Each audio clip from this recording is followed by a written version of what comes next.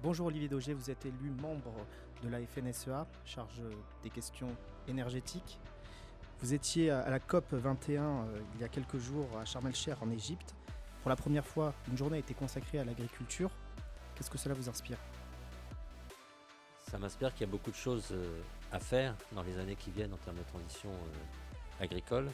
L'agriculture a eu une place prépondérante cette année au niveau de la COP, c'est la première fois, parce que de nombreuses questions existent par rapport au rôle de l'agriculture dans le réchauffement climatique, mais aujourd'hui aussi au rôle de l'agriculture en termes de souveraineté alimentaire au niveau mondial, je ne parle pas des niveaux de la France. Il y a une vraie inquiétude aujourd'hui sur cette souveraineté, on parle beaucoup de souveraineté énergétique. Et du coup, il y avait un besoin de remettre l'agriculture un petit peu au centre des débats. Aujourd'hui, 3% des financements vont à l'agriculture alors qu'elle émet 20% des gaz à effet de serre. Et aujourd'hui, beaucoup de pays se posent des questions sur leur production alors qu'il est urgent de transformer cette agriculture pour assurer l'alimentation des 8 ou 9 milliards d'habitants que l'on atteint aujourd'hui. Il était important pour la FNSEA de se rendre à cette COP 27 en Égypte. Oui, important. On la suit, la COP, depuis les accords de Paris. Important parce que le climat, c'est une certitude, le dérèglement climatique. Important parce que l'agriculture, elle est victime de ce climat. On le voit depuis quelques années avec des gels tardifs, avec des sécheresses, avec des inondations. Ça coûte plusieurs milliards d'euros déjà aujourd'hui.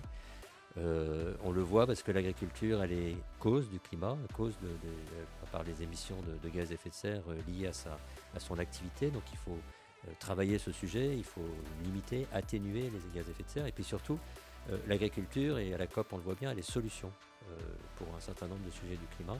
Elle est solution pour produire l'alimentation, mais elle est solution aussi pour sortir des énergies fossiles, elle est solution pour capter du carbone dans le sol.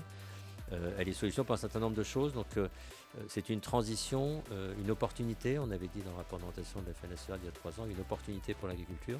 C'est une opportunité pour l'agriculture, c'est une opportunité aussi pour la société dans laquelle on vit, d'avoir une agriculture diversifiée et forte sur le territoire et avoir une vraie ambition de l'agriculture qui va vivre une transition très forte et qui aura besoin d'être accompagnée. Parmi les sujets qui ont été abordés lors de la COP, bien sûr, on a parlé de changement climatique, on a parlé de la guerre en Ukraine, on a aussi parlé de sécurité alimentaire. Oui, on a parlé de sécurité alimentaire parce qu'on découvre aujourd'hui que, comme pour beaucoup de choses, comme pour l'énergie et autres, que finalement, cette sécurité alimentaire, elle n'est pas garantie au niveau mondial, mais même en Europe, on voit aujourd'hui certaines filières qui sont fragilisées. Alors on mangera toujours à sa faim en France, il ne faut pas s'inquiéter, mais le trop-plein de production que certains disaient ces dernières années, aujourd'hui, n'est plus d'actualité. Et tous les pays du monde, parce que c'est aussi la stabilité du monde, c'est lié aux migrations notamment, aux migrants dont on parle beaucoup, c'est lié au développement des pays, donc on a tout intérêt à avoir un développement de l'agriculture qui réponde aux besoins. Mais répondre aux besoins, c'est aussi trouver des solutions pour pouvoir produire demain avec un réchauffement de 2-3 degrés, parce que ça change aussi complètement le rapport à l'agriculture, c'est de pouvoir produire aussi avec une énergie plus chère, avec des engrais plus chers, voire des engrais manquants, parce qu'on n'est pas sûr d'avoir suffisamment d'engrais dans les années prochaines pour produire l'alimentaire. Donc il y a vraiment des questions de fond.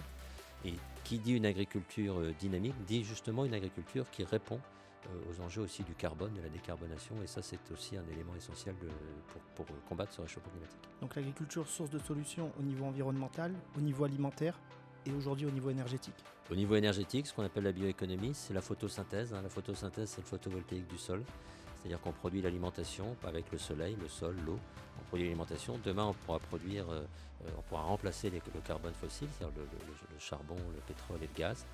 C'est un élément important. Mais aussi dans les matériaux, on parle beaucoup des matériaux d'isolation, les matériaux des voitures, les matériaux de nos vélos, même tout ça, qui viendront demain de carbone renouvelable. Le carbone renouvelable, c'est les sols, c'est la photosynthèse et aussi la chimie, parce qu'on aura une chimie verte demain, parce qu'on a besoin aussi de chimie, même si elle est plus pétrolière. Donc voilà, l'agriculture, elle peut apporter tout ça.